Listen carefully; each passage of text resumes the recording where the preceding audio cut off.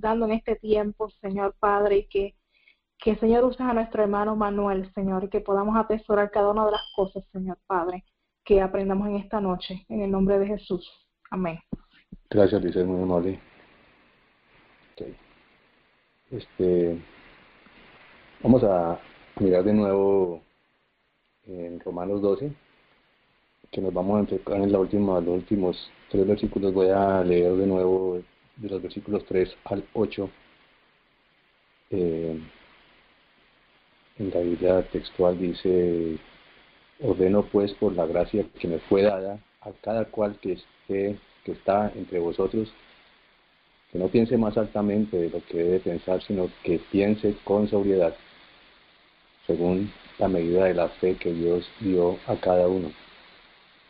Porque así como en un cuerpo tenemos muchos miembros, pero no todos los miembros tienen la misma función, así los muchos somos un cuerpo en Cristo y cada uno miembros los unos de los otros. De manera que teniendo diferentes dones según la gracia que nos fue dada, si es de profecía, úselo según la analogía de la fe, si diaconado, en el servicio, el que enseña, en la enseñanza, el que exhorta, en la exhortación, el que comparte con generosidad, el que cuida a los demás con diligencia, el que hace misericordia con alegría. No creo que alcancemos a mirar de todo, no importa, al menos lo que veamos, espero que sea de bendición. Pero hay cosas de todas maneras ahí que vale la pena notar. Y es que ese énfasis nuevo que yo quiero hacer el énfasis en que por tener uno u otro don no piense más altamente uno que lo que debe pensar normalmente. Acuérdense que habíamos hablado que todos tenemos que estar, todos estamos delante de Dios nivelados. Dios no hace acepción de personas, pero esto de los dones, teniendo un propósito tan perfecto, tan grande de parte de Dios, es algo que también se puede manejar de manera muy equivocada y trae mucha bendición o trae mucho problema. En cierto modo yo creo que ustedes saben, todas las cosas ayudan para bien. Nosotros todos hemos pasado por diferentes tipos de congregaciones. Tal vez en este momento ya no estamos participando en ellas, pero tuvimos experiencias mientras estábamos participando en esas denominaciones, en esas congregaciones. Y tal vez ustedes habrán notado cómo alguna persona que usaba un don específico, tal vez sin proponérselo, porque tampoco puede uno decir que había una mala intención en el corazón, no puede uno asegurar eso tan fácilmente, pero sí, dada la facilidad que tiene para ejercer un determinado don y la dificultad que los demás puedan tener para ejercer ese mismo don, entonces siente que como que los demás están quedados, ¿no? Se siente uno que está en una posición superior en ese sentido. Eso se presenta en muchos casos, ¿no? Y no solamente con los dones. Yo recuerdo una vez conocí un pastor de una iglesia pequeña. Cuando yo estaba en Colombia había mucho, y tal vez todavía lo haya, ya hace años que salí de allá, pero tal vez todavía haya mucho, lo que en ese entonces llamaban iglesias de garaje, ¿no? Alguna persona se convertía, ¿no? Entonces sacaba el carro del garaje, empezaba a invitar gente a reunirse ahí, y entonces empezaba a servir, digamos, como pastor de una de las personas que fueran llegando. Yo conocí varios casos de ese tipo, y uno de los que conocí es algo que realmente no me puedo olvidar, porque fue un hombre que fue un alcohólico pero en un grado tremendo. Y en alguna ocasión, cuando le compartían, él dijo, el día que yo me tome un trago y, y al tomármelo, en vez de sentir el gusto que siento por el trago, me dé, y así lo digo, pues como lo dijo él literalmente, me dé vómito, ese día le creo a Jesucristo. Y efectivamente unos pocos días después fue a tomarse el mismo trago que se tomaba todos los días, y inmediatamente se metió eso en la boca, empezó a trasbocar, ¿no? Y trató otra vez y trasbocaba, y él se dio cuenta de que Dios estaba obrando, se convirtió, fue uno de los que empezó una iglesia de garaje, ¿no? Tenía un testimonio bastante llamativo, era un testimonio cierto, pero yo vi la equivocación que él tuvo, en que él pensaba que como él fue eh, eh, puesto en esa posición por parte de Dios al respecto del licor, entonces nadie podía tomar siquiera un vino, y él pensaba de ahí para allá y lo volvió casi doctrina, que nadie debería tomar ninguna bebida alcohólica. Y ustedes saben, ahí empieza a volverse un, un caos con los pasajes donde la Biblia habla, por ejemplo, que Pablo le dice a Timoteo que tome vino por causa de sus continuas enfermedades. Entonces tratan ya de decir que ese era más, no era vino, sino era jugo de uva, y se tiene un poco de problemas ahí. Y si alguien tomaba un poquito de algo, era juzgado muy fuertemente, porque según él ya no, nadie podía tomar nada que tuviera alcohol. Y esto se presenta mucho con los dones. Conozco una hermana que ella viene de haber sido bailarina de salsa. Entonces en la iglesia donde asiste ahora ya no baila salsa, pero danza. Y para ella la danza es una cosa tan supremamente sagrada, que para ella lo más sagrado que hay en todas las reuniones es la danza. Eh, y yo les coloco estos ejemplos simplemente porque Pablo no está escribiendo esto que escribe, de no pensar de uno más altamente que lo que debe pensar, porque eso tal vez suceda, que al ejercer un don, entonces uno tiende a sentirse superior. No, es que cuando uno ejerce un don, uno tiene una gracia tan clara dada por Dios, y una gracia que es sobresaliente comparado con los que no tienen la misma gracia, que es muy fácil que uno se sienta en ese sentido, que uno es capaz y los demás son incapaces. Y puede que no esté pensando uno en ninguna manera que quiera uno y sea su inclinación a querer orgulloso por el estilo, pero puede caer muy fácilmente en ese sentido. De modo que la exhortación que Pablo hace al respecto del uso de los dones, aún antes de empezar a hablar de unos dones, es algo que lo que nosotros debemos tener en cuenta.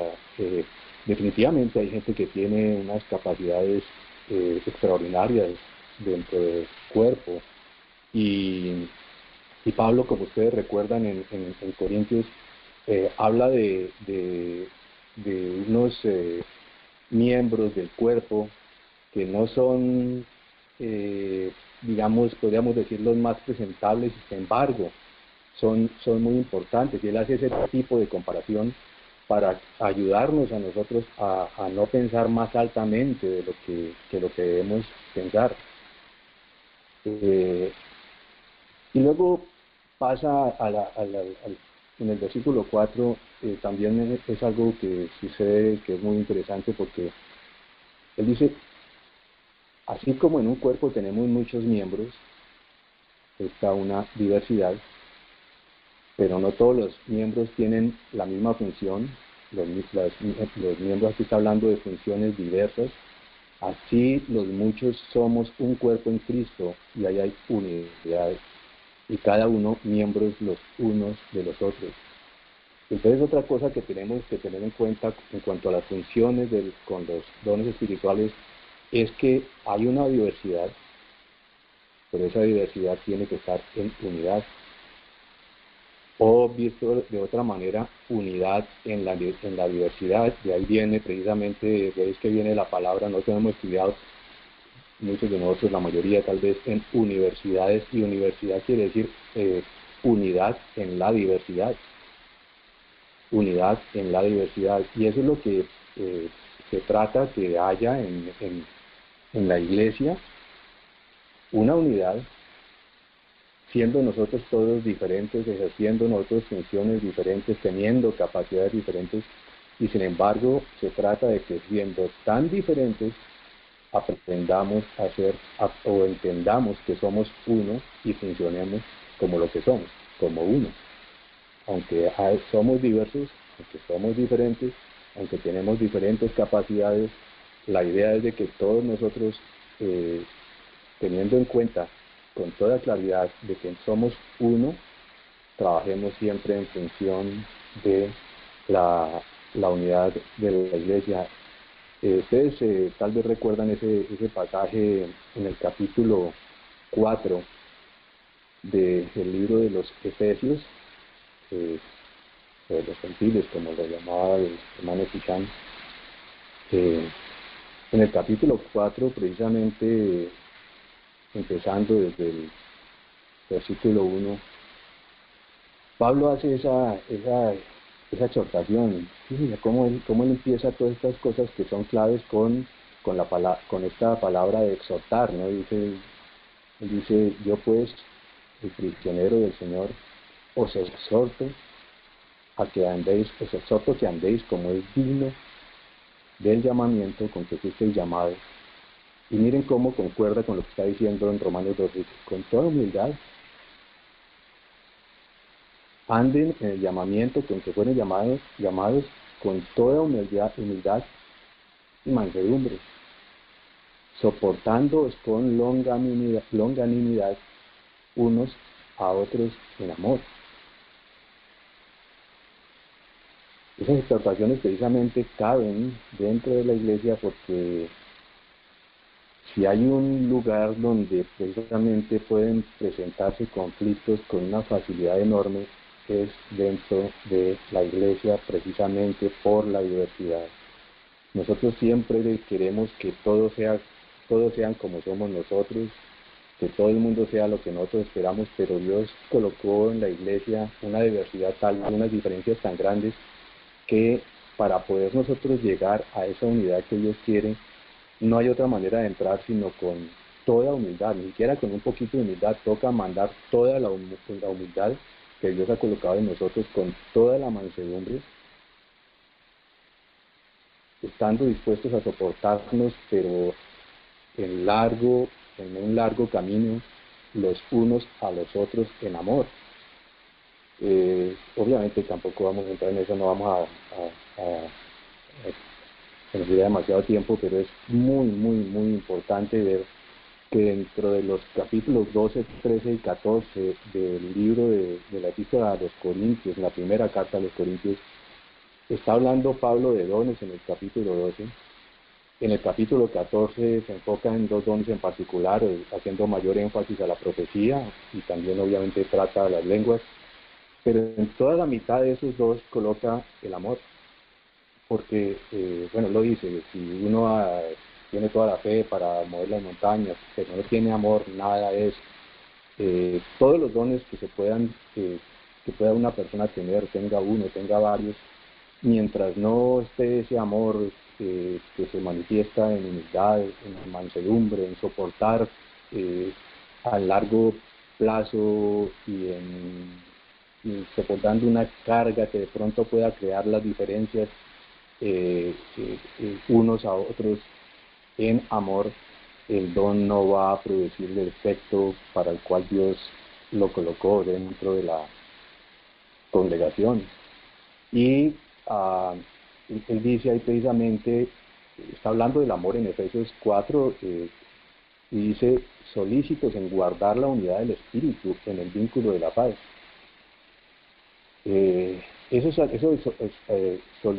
Solícito quiere decir algo en lo cual nosotros estamos colocando un gran esfuerzo en trabajar, en enfocarnos todos juntos hacia la unidad del Espíritu, sabiendo que nosotros nos une un vínculo que tiene como característica la paz.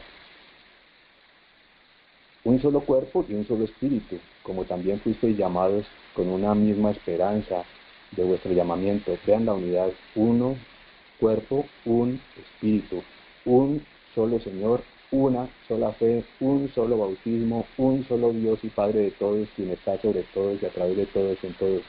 Dios uno en todos, uno en diversidad.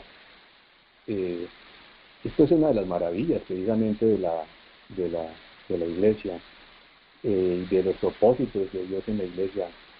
El hecho de dar diferentes dones, de dar diferentes funciones y para todos nosotros aprender a trabajar juntos, a funcionar de común acuerdo para el propósito de Dios de mostrar precisamente la unidad. Si ustedes se acuerdan la oración de Jesucristo en Juan 17, él pedía específicamente al Padre que nosotros fuéramos uno.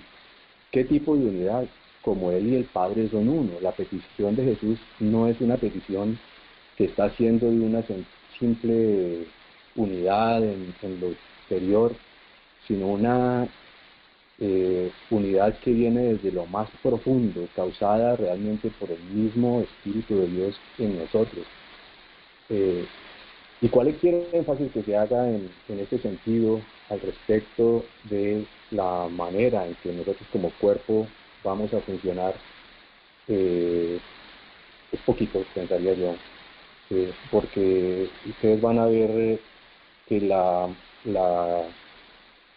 precisamente a través de los dones pueden presentarse también divisiones en las iglesias. Y ustedes tal vez lo habrán visto. Yo simplemente estoy hablando de la experiencia que yo he tenido en los años que he sido cristiano. Hay iglesias que se enfocan en un aspecto, en un don específico, por ejemplo en el evangelismo. Cuando yo estuve en la cruzada estudiantil y profesional, que fue el grupo con el que yo empecé, era un grupo en el cual lo importante era el evangelismo. Y a uno básicamente se le pedía que estuviera evangelizando 24 horas al día, prácticamente. Uno no podía subirse a un bus sin evangelizar a todos los pasajeros. No podía andar en la calle sin estar evangelizando al que estaba al lado de uno. En la universidad tenía que estar uno dispuesto a que salía de la clase y tenía que estar evangelizando a alguien más. Otros entonces están enfocados más en la enseñanza. Otros están enfocados en diferentes dones que Dios da.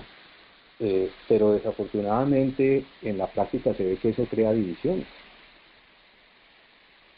Y en ese sentido el llamado de Pablo está a que no perdamos nunca de vista el que la fe de nosotros es uno, el Señor de nosotros es uno, el Espíritu de nosotros es uno, el cuerpo al que pertenecemos es uno. Nosotros seguimos a un solo Dios y Padre de todos. Es una sola fe, un solo bautismo, un solo Señor. De modo que en ese sentido es bueno que tengamos en cuenta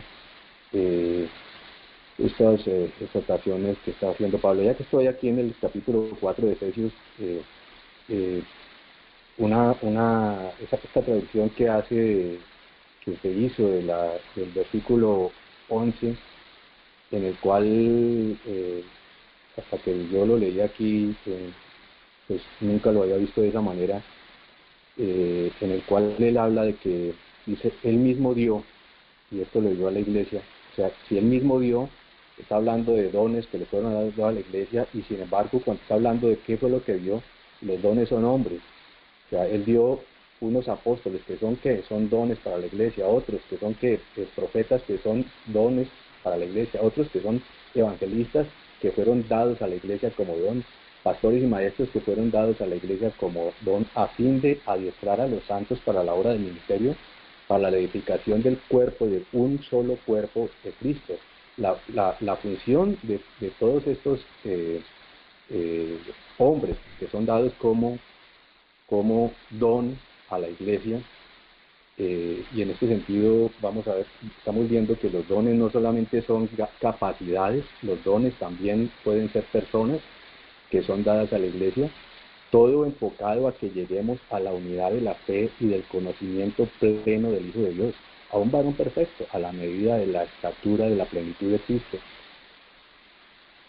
El alcance y a lo que apunta el Señor con su plan para la iglesia, al ver este tipo de enfoque tan claro, pero a la vez tan extraordinariamente grande, pues nos debe obviamente llamar la atención. Dios no está buscando algo pequeño, todo en Él es grande. ¿Qué quiere que nosotros lleguemos? ¿A dónde apunta que todos estos hombres que son dones sean dados a la iglesia? Para que ayuden en ese sentido a que todos nosotros lleguemos al conocimiento por encima, al conocimiento vago. Aquí dice al conocimiento pleno del Hijo de Dios. A un varón medio, aquí dice a un varón perfecto. A la medida de la estatura del más grande de los hombres, del más grande filósofo, del más grande atleta, no, a la medida de la estatura de la plenitud de Cristo. El alcance de lo que Dios quiere hacer a través de la iglesia es extraordinariamente alto. Y en ese sentido, los dones como capacidades, vistos como capacidades, o las personas que son dadas a la iglesia también como don, todos apuntan a ese tipo de alcance al cual Dios que Dios propuso precisamente para su iglesia, que lleguemos a la unidad de la fe, del conocimiento pleno del Hijo de Dios, a un varón perfecto, a la medida de la estatura de la plenitud de Cristo. Cualquiera que sea el don, ustedes se dan cuenta de que muchos de los dones tienen que ver precisamente con hablar, ¿no? De profecía, el de lenguas, obviamente cuando hay interpretación, el de ciencia, ¿no? Muchos de estos dones tienen que hablar, y cuando se habla, él está diciendo en el versículo 15 allí del capítulo 4 de Efesios, dice, al hablar hay que hablar la verdad en amor. Ustedes van a oír tal vez muchas veces la persona que dice, no, es que yo a tal sí le dije la verdad. Es que no se trata solamente de decir la verdad, qué bueno que le dijo la verdad, pero si la dijo de una manera ofensiva, en vez de crear una unidad, creo ya una división, creo un resentimiento, creo el apartarse, una persona que ya no se va a querer acercar a uno porque lo que uno presentó, aunque de pronto tal vez sea verdad, no lo presentó de la manera correcta. Entonces el asunto aquí tampoco es el usar los dones. Por ejemplo, si por decir vamos a hablar de un don de exhortación, de profecía, no es solamente el hablar, el usar el don, pero usarlo de una manera descuidada, que tal vez quiera, sino que el don, cualquiera que sea, tiene que estar unido a la verdad, y una verdad que está pegada con el amor. Porque solamente al manejarlo de esa manera se va a dar el crecimiento en todas las cosas en aquel que es la cabeza, o sea, en Cristo. De modo que, y fíjense cómo lo repite ya en el versículo 16, dice, Cristo, de quien todo el cuerpo, bien trabado y unido por toda coyuntura, según el poder de Dios en cada uno de sus miembros, porque en cada uno de los miembros un don es un poder para hacer algo. Ese poder de Dios en cada uno de sus miembros va produciendo el crecimiento del cuerpo para su propia edificación en amor. El don no es solamente algo que el Espíritu llegó y repartió y dijo, bueno, a este le toca tal, a tal le toca tal, a tal le toca tal, y listo, cada uno quedó con su don. No, el don tiene propósitos demasiado claros, que vaya produciendo el crecimiento del cuerpo, que vaya como un organismo, porque la iglesia es un organismo, va llevando hacia su propia edificación en amor. Entonces hacer que el cuerpo crezca, hace que el cuerpo no solamente crezca, sino que crezca de una manera edificada, se va llevando con madurez.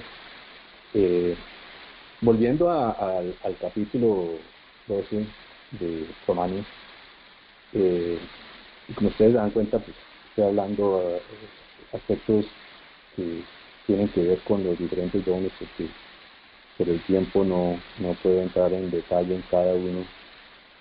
Pero ustedes van a ver que en el Por ejemplo, en el versículo 6,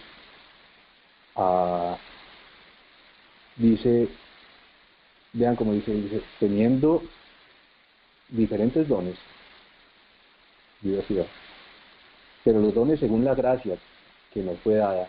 Y hay algo curioso aquí, porque ustedes recuerdan que Pablo, cuando le escribió a la iglesia, a los romanos, él no había ido allá.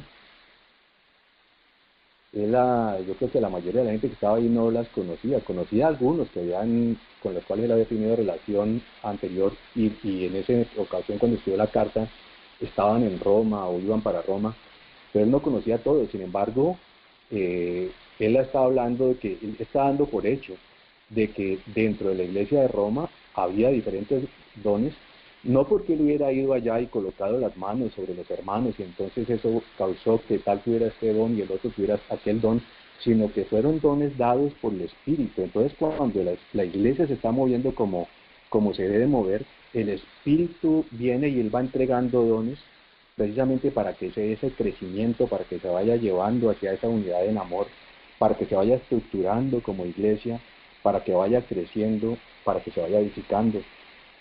No importa si en la iglesia estuviera Pablo, no importaba, el Espíritu estaba y los dones se iban a dar, diferentes, según el Espíritu, según la gracia, según la manera como Él quisiera darlos a cada uno. Él sabe qué le da a cada uno, pero lo hermoso de esto es que Pablo reconoce que no es por la presencia de Él, y Él reconoce la fuente directa de los dones, viene de la gracia, del Espíritu de Dios.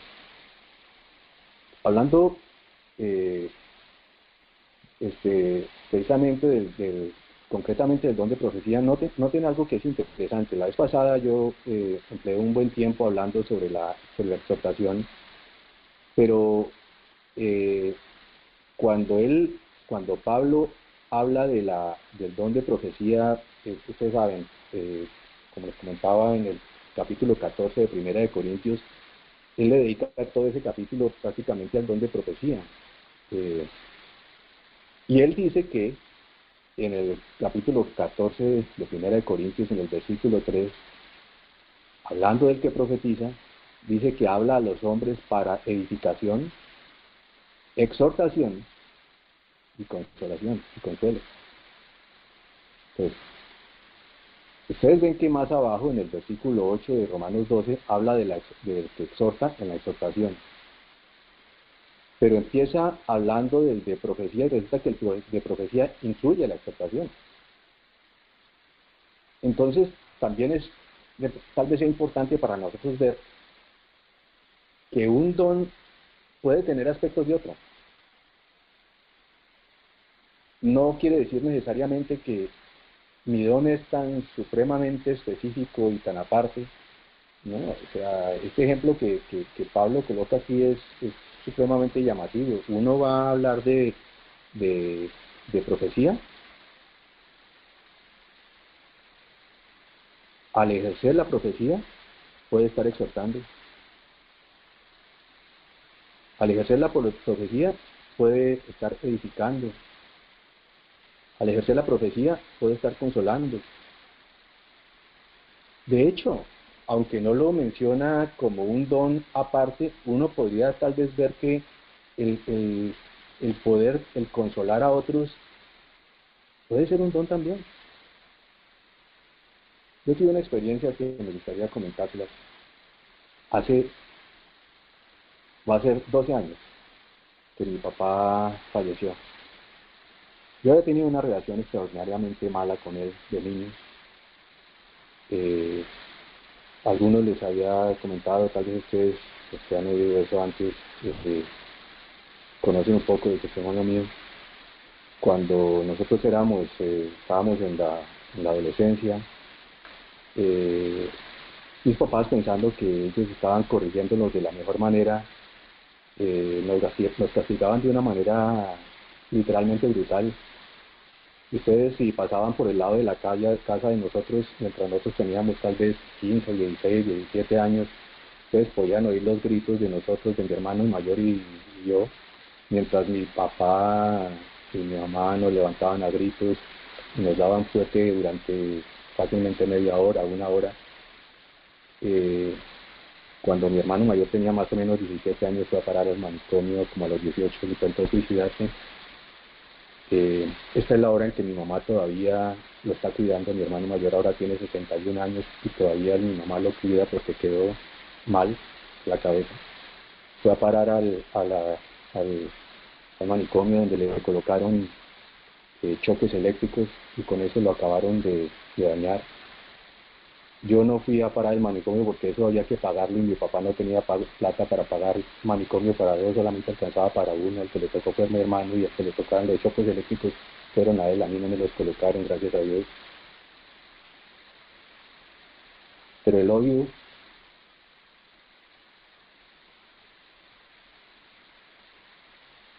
yo entiendo ahora, después de los años, sobre todo después de que yo fui papá y que también me equivoqué y que en muchas de las cosas que tanto le criticaba yo a mi papá y mi mamá, luego fui y cometí el mismo tipo de errores y en algunos casos peores también con mis hijos. Pero el odio tan enorme que uno siente hacia una persona que lo trata de esa manera es algo brutal. Después, en esas condiciones fue cuando nosotros conocimos a Cristo. Y por eso me impactaron las palabras de aquel compañero de la universidad que me dijo por primera vez en la vida que alguien me amaba, y esa persona que me amaba era Dios. Cuando él dijo eso a una persona con un corazón totalmente quebrado, lleno de odio, se ganó toda mi atención. Y me compartió de cómo Cristo me amaba y que tenía un plan para mi vida y que yo debía aceptarlo. Y no voy a entrar en la parte doctrinal de esto, si ustedes están de acuerdo o no están de acuerdo con eso, pero el hecho es que allí en una cafetería, mientras tomaba un café con él, en medio de muchos otros estudiantes que tomaban café mientras estudiaban, mientras comían un café, un pan, en un descanso, en las horas de universidad, allí en medio de no sé cuánto, yo hice en mi cabeza, yo dije a Cristo que yo aceptaba que Él fuera mi Señor y mi Salvador. En ese momento sentí una presencia como nunca en la vida había sentido. Pasaron años para poder perdonar a mi papá. Y fue un perdón milagroso por medio de una persona que me ayudó se sentó conmigo durante horas y horas y horas y horas y horas y horas y horas hasta que yo perdonaba más de 1000 asuntos diferentes de la relación de mis papás para conmigo y para con mi hermano. Después de tanto odio y que pasaron los años, ese odio se convirtió en un amor tan tremendo que para mí mi papá llegó a ser la persona más importante cuando yo ya tenía 40, 50 años de edad. Y entonces cuando más me di cuenta que lo amaba, le llegó un cáncer. Falleció.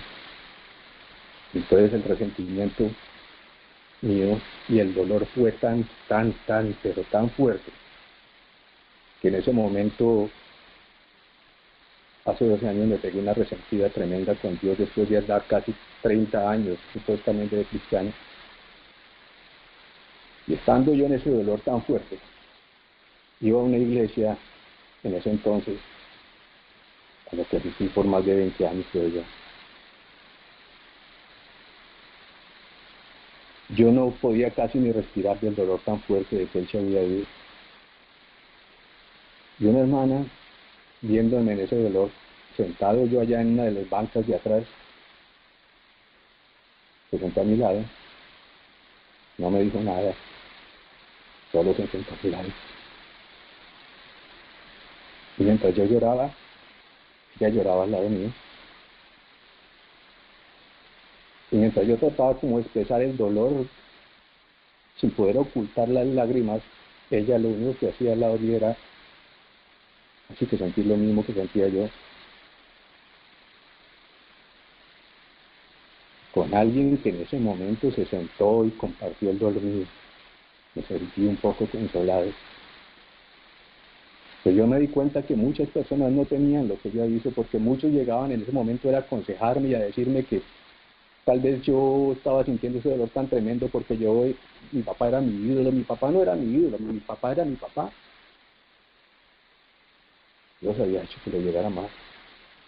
Y en ese dolor tan fuerte, esta hermana se sentó ahí al lado y pasó todo el tiempo que fuera necesario hasta que yo por fin me pude parar. Y ni aún así me dijo nada. Simplemente me miró, me acompañó hasta que estuve ahí. Pues yo sentí que me ayudó con la consolación. Tal vez ese es un don. Si es un don, esta hermana lo ejerció de la mejor manera conmigo.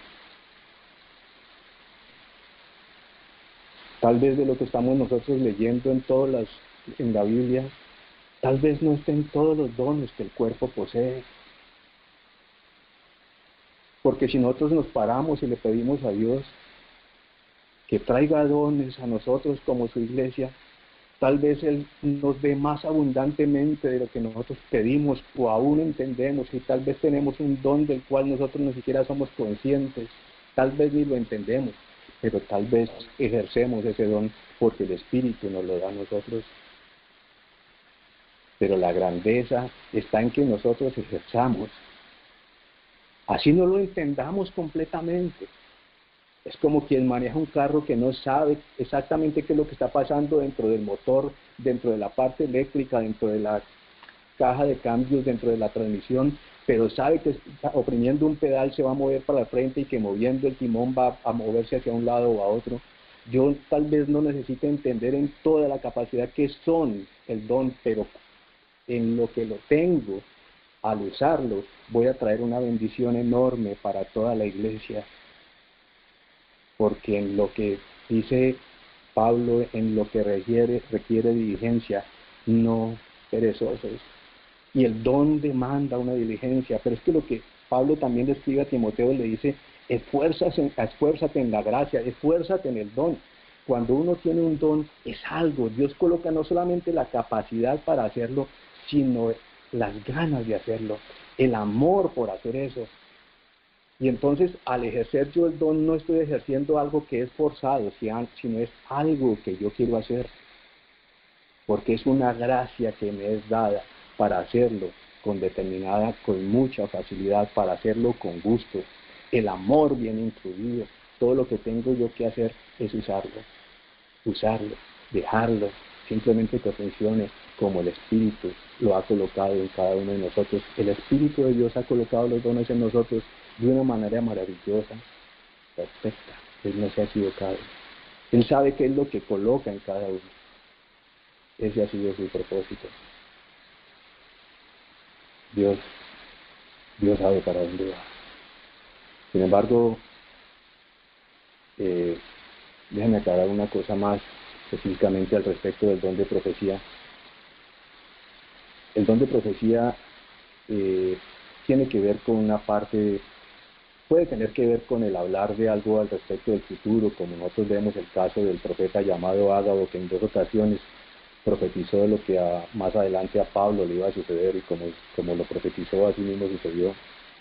No podemos tampoco cerrar completamente la puerta de decir la profecía. Sí, en el Antiguo Testamento hablaba mucho del futuro. No, el profeta del Antiguo Testamento también hablaba del presente. No siempre el profeta hablaba del futuro. Ahora nosotros no podemos decir, no, es que la profecía de ahora no tiene que ver con el futuro. Si ustedes alguna vez tienen la oportunidad, o si lo han leído, hay un libro escrito por un armenio, Demo Chakarian, que el libro se llamaba La gente más feliz de la tierra, en el cual él menciona que Armenia, que era un país en la parte, creo que sur de lo que era Rusia, antes de ser invadido, el Espíritu de Dios, mientras ellos estaban orando, les avisó que iban a ser invadidos y que iban a ser completamente dominados por Rusia. y a las iglesias que estaban allá, el Señor empezó a hablarles en profecía, y muchos de ellos, la mayor parte de los cristianos en Armenia salieron. Muchos de ellos se fueron para el oeste de Estados Unidos, más concretamente a California, y en muchos casos, muchas de las grandes lecherías en California son de armenios. Ellos se dedicaron mucho a las cosas que tienen que ver con la ganadería, y la verdad que Dios a muchos de ellos los prosperó de una manera muy grande, pero Dios les habló en profecía de lo que iba a suceder en el futuro, lo oyeron y se libraron de estar ahí cuando Rusia cayó sobre Armenia y cuando los invadió. De modo que Dios puede usar la profecía futura cuando Él quiere, no está cohibido por lo que nosotros pensemos o no pensemos, lo que queramos o no queramos. Pero aún así la profecía realmente está más enfocada hacia esos aspectos que estábamos mencionando, hacia la edificación, la exhortación, la consolación. Pero lo que quiero hacer notar también es que la profecía, aunque puede ser muchas cosas que Dios revela en un determinado sentido para exhortar, que revela algo para edificar, que revela algo para consolar, nunca está al nivel de las palabras dadas por el Señor a los apóstoles, porque esas palabras son verdad absoluta. La profecía es algo que debe ser juzgado.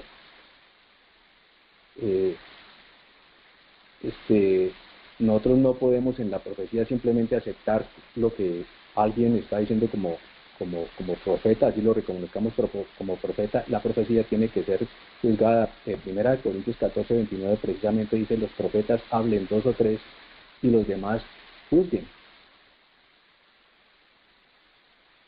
No piense que el estar oyendo una profecía no puede uno oírla en una posición pasiva. Uno tiene que oírla, pero tiene que juzgar lo que la persona está profetizando, juzgarlo de acuerdo, ok, corresponde a la fe, corresponde a la doctrina, estamos de acuerdo en lo que estamos diciendo, lo que usted está diciendo como iglesia, como grupo, congregación. Bueno, como quiera que sea, tenemos que usar los dones que Dios nos dio, porque esos dones son para usarlos. Por eso dice, en el versículo 7 dice: si es el de servicio, en el servicio. Y la mayoría de los dones son para servir. Si alguien está profetizando para otra persona, está exhortando, le está sirviendo a esa persona. Si le está consolando, le está sirviendo a esa persona. Si alguien le está hablando, haciendo un don de conocimiento, de ciencia, al que le esté dirigiendo la palabra, le está sirviendo. Si alguien está enseñando, está sirviendo. Entonces, ese don que Dios nos ha dado para servir, úselo en el servicio. Úselo. Pero tal vez Pablo en ese sentido también se refiere a que si uno tiene un don, enfóquese en ese don. El don específico que tenga, enfóquese en ese don específico. No quiera usar los dones que los demás tienen. Si tiene uno específico, use ese don específico. Todo para edificación, todo en amor, todo para la gloria de Dios. Y hermanos, muchas gracias por estar ahí presentes. Paro aquí y pues, si tienen algún comentario, por favor siéntanse libres de compartirlo con todos los demás, ¿no? Pues mi hermano Manuel, te agradezco tanto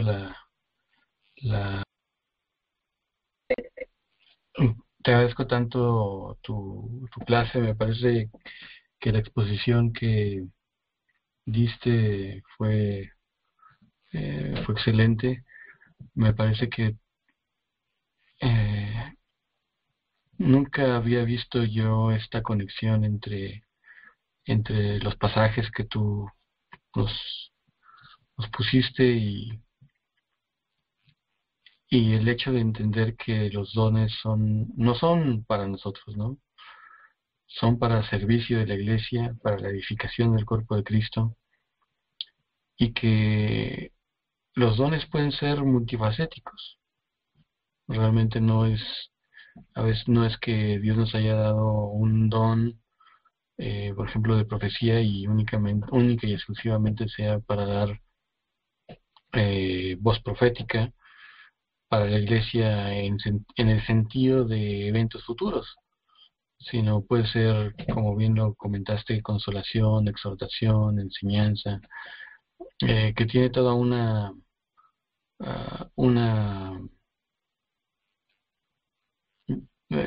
¿cómo podemos decir? Una serie de diferentes aplicaciones que realmente no, a veces lo perdemos de vista. Y también justamente ahora que comentabas esto, yo meditaba y decía, bueno, a veces como si nosotros tuviéramos ya de una manera fija, eh, hayamos ya considerado que nosotros tenemos cierto don. Sin embargo, creo que en primer lugar los dones no son nuestros, son, como bien lo comentaste, son los dones que Dios da. Y si los da para la edificación de la iglesia, pues si ese don hace falta en alguna iglesia, seguramente se lo va a dar a alguien y él no está limitado para darle dos, tres o cuatro, los que sean necesarios a las personas que están sirviendo. Y entendiendo como esto que tú también comentabas, que todos los miembros son parte del cuerpo de Cristo y por lo tanto tienen una función y una parte esencial dentro del crecimiento de la iglesia, y por lo tanto no debemos pensar que, como en muchas iglesias denominacionales o institucionales, en las cuales pareciera que todos los dones solamente se concentran en los pocos ministros y clérigos que de alguna manera pensamos que ellos son los que son encargados de la iglesia, cuando en realidad la iglesia somos todos y cada uno de nosotros como miembros de ese cuerpo. Eh, Muchas gracias, Manuel. No sé si algún algún hermano, alguna hermana quisiera añadir algo adicional aquí a lo que nuestro hermano Manuel ha dicho, o probablemente alguna pregunta, algún comentario.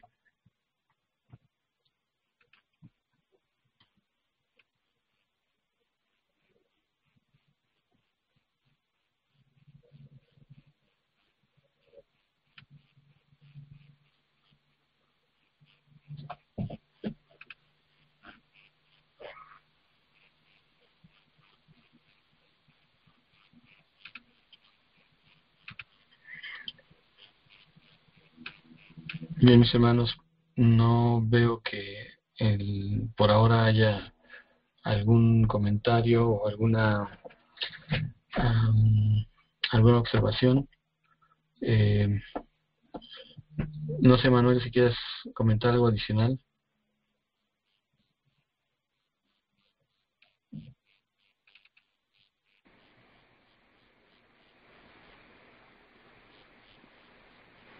Sí,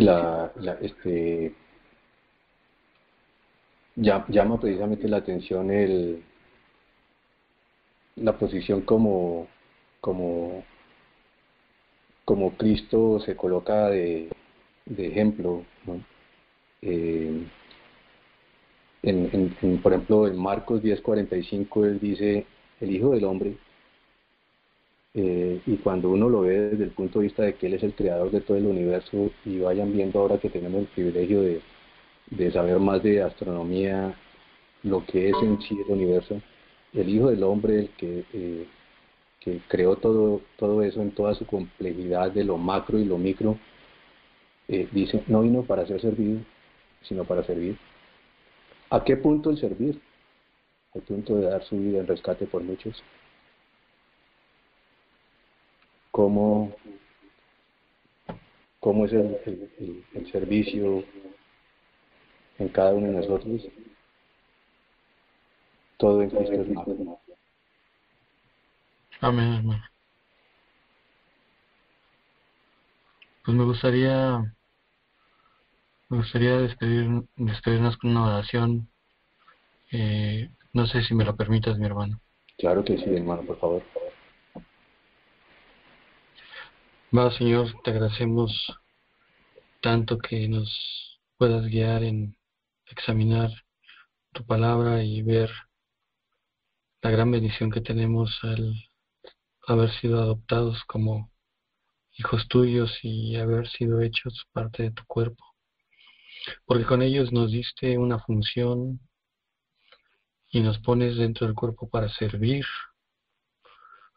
a los santos y de alguna manera coadyuvar con el Espíritu Santo en la edificación del cuerpo de Cristo como simples conductos de tu amor y de tu gracia, Señor. Sabemos que la obra es tuya, el crecimiento es tuyo, pero tú en tu maravillosa gracia nos permites ser instrumentos. Instrumentos, Señor, de tuyos para que todos seamos uno como tú y nuestro Señor Jesucristo son uno. Padre Santo, te agradezco por la vida de mi hermano Manuel. Gracias por su testimonio, por su vida. Te pido le bendigas abundantemente. Que puedas estar con cada uno de nosotros, Señor, en el resto de esta noche. Que tu palabra pueda ser nuestra meditación durante la noche, en nuestro sueño, en nuestro lecho, Señor, que nos permita ser dóciles a ella. Y te pido que no nos mires, Señor, en nuestras maldades, sino que nos veas, Señor, a través de la sangre de Jesucristo nuestro Señor, de manera que podamos ser siempre aceptos delante de ti. Te pido porque nos ayudes en nuestras pruebas y en nuestras dificultades que cada uno de nosotros enfrentamos, para finalmente salir gloriosos, victoriosos y darte la honra y gloria que merece tu nombre, Señor. Te agradecemos por todo esto y te pedimos, Señor, que nos permita seguir haciendo este esfuerzo para alabanza de tu gloria. En Cristo Jesús oramos. Amén, Padre.